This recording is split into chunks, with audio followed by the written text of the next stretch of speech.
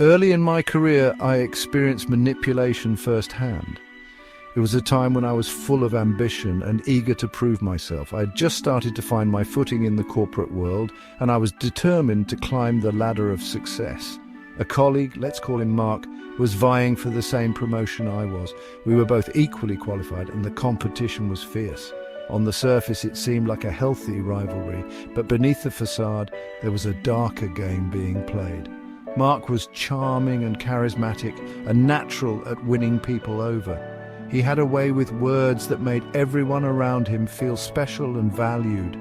His charm was his greatest weapon, and he wielded it with precision. He started spreading rumors about my work ethic, subtly undermining my relationships with superiors. He would drop casual comments that cast doubt on my abilities, always in a way that seemed innocent and unintentional. It was a slow and calculated process. He played the victim, insinuating I was taking credit for his ideas. Whenever a project went well, he would hint that it was his hard work that made it successful and that I was merely riding on his coattails. His ability to twist the narrative was astonishing. By the time I realized what was happening, the damage was done. My reputation had been tarnished and my confidence was shattered. I felt betrayed and isolated, unsure of who I could trust. Mark got the promotion, leaving me frustrated and deeply disillusioned. It was a bitter pill to swallow, knowing that my hard work had been overshadowed by his deceit. The celebration of his success was a stark contrast to my own feelings of defeat. This experience opened my eyes to the insidious nature of manipulation, how it operates under the radar, leaving its victims feeling confused and betrayed. It taught me valuable lessons about trust, resilience, and the importance of staying true to my own values no matter the circumstances. I learned that while manipulation can be powerful, integrity and perseverance are ultimately what define true success. Manipulation, in its simplest form, is about influencing someone to do something they wouldn't normally do. It's about getting your way, often at the expense of others. Manipulators are skilled at reading people, identifying their weaknesses, and exploiting them for their own gain. They use a variety of tactics, often disguised as genuine concern or affection, to control and exploit their victims. Manipulation is a form of emotional abuse, leaving lasting scars on those who experience it. Manipulators often start by building trust, making their victims feel special and understood. They may shower them with compliments, gifts, or attention, creating a sense of dependency. Once trust is established, they subtly begin to exert control, using guilt, fear, or obligation to manipulate their victims' actions. They might isolate their victims from friends and family, making them more reliant on the manipulator.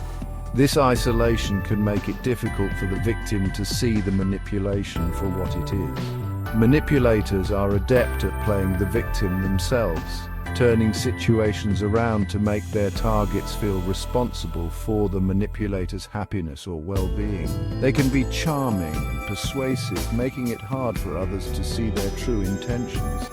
Over time, the victim's self-esteem and confidence erode, leaving them feeling trapped and powerless.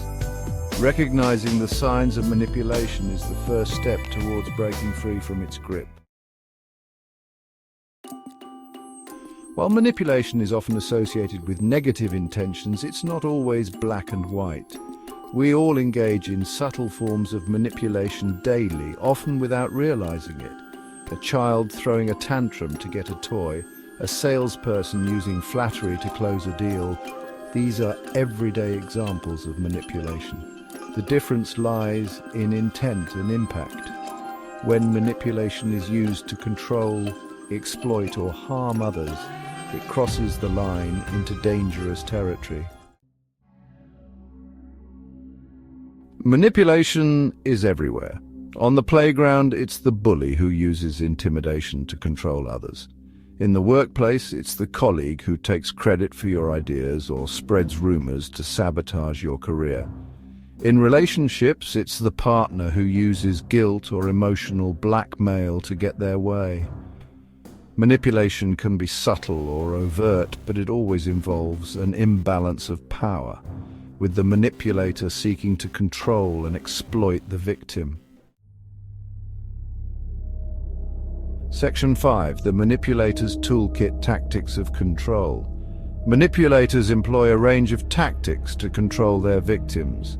Lying is a common tool used to distort reality and create a false narrative. Guilt-tripping preys on a person's sense of responsibility and obligation. Shaming attacks a person's self-worth, making them more susceptible to control. Other tactics include playing the victim, gaslighting, making someone doubt their sanity, and love bombing, which involves showering someone with affection to gain control. Section 6. Sitting ducks. Who's most vulnerable to manipulation? While anyone can be manipulated, certain traits make individuals more susceptible.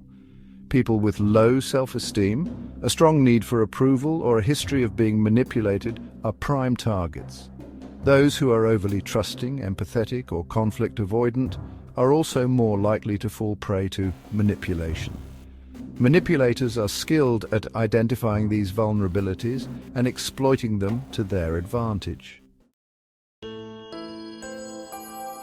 Section 7. Manipulation versus deception. Two sides of the same coin. While often used interchangeably, manipulation and deception are distinct but interconnected concepts. Deception involves intentionally misleading someone, often through lies or withholding information. Manipulation, on the other hand, is a broader concept that encompasses a range of tactics, including deception to control and exploit others. Deception is a tool that manipulators often use, but it's not the only one. Section 8. The high cost of manipulation: a society under siege. Manipulation has far-reaching consequences, impacting individuals, relationships, and society as a whole. Victims of manipulation often experience a range of emotional and psychological effects, including anxiety, depression, low self-esteem, and difficulty trusting others. These emotional scars can last a lifetime, affecting their ability to form healthy relationships and function effectively in their daily lives. Manipulation erodes trust, the foundation of healthy relationships, leading to conflict, resentment, and broken bonds. Trust, once broken, is incredibly difficult to rebuild, and the damage can ripple through families, friendships, and communities. In a broader sense, manipulation undermines fairness, honesty, and integrity, creating a climate of suspicion and distrust.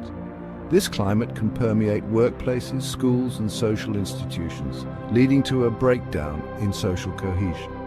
When manipulation becomes widespread, it can even influence political systems, eroding democratic values and leading to corruption. The high cost of manipulation is not just borne by the victims, but by society as a whole, as it weakens the very fabric that holds communities together. Addressing and combating manipulation is essential for fostering a healthier, more trusting, and more equitable society. Section 9. Protecting yourself. Recognizing and resisting manipulation. The first step in protecting yourself from manipulation is recognizing the signs. Pay attention to how someone makes you feel. Do you feel pressured, obligated, or guilty after interacting with them? Do they dismiss your feelings or opinions? Do they try to control your decisions or actions? Trust your gut instinct. If something feels off, it probably is. Section 10. Breaking free. Healing from the wounds of manipulation. Healing from the wounds of manipulation takes time and effort. It's essential to acknowledge the manipulation and its impact on your life. Seek support from trusted friends, family members, or a therapist. Learn to set healthy boundaries and assert yourself. Remember, you deserve to be treated with respect and dignity. Breaking free from manipulation is a journey, but it's a journey